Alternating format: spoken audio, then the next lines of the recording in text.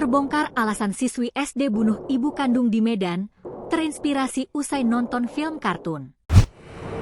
Terungkap teka-teki kasus siswi kelas 6 SD berinisial Sas alias Al, tega membunuh ibu kandungnya sendiri, Faizah Soraya.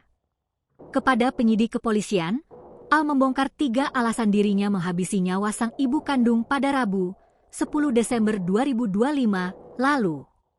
Ternyata Al terinspirasi melakukan pembunuhan terhadap sang ibu setelah menonton kartun dan game online.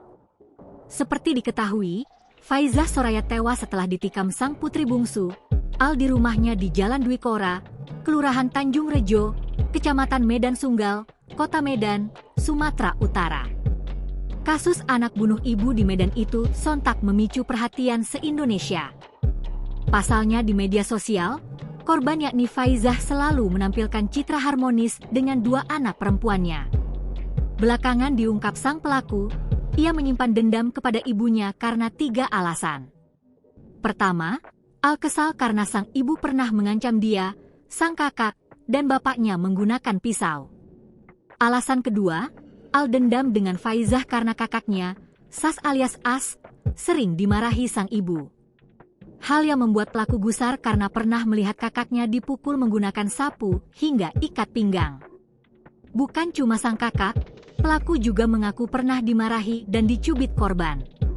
Dari sanalah Al punya niatan untuk melukai ibunya. Kakak sering dimarahi, dimaki dan dipukul menggunakan sapu dan tali pinggang. Adik sering dimarahi dan dicubit. Adik terlintas berpikir untuk melukai korban tapi tidak ada kesempatan. Pungkas Kombes Pol Jin Chalvin Simanjuntak. Alasan ketiga, pelaku nekat menghabisi nyawa sang ibu karena marah game online-nya dihapus. Setelah kejadian itu, Al pun melihat game online lainnya dan juga kartun anime, sehingga terinspirasi untuk membunuh sang ibu.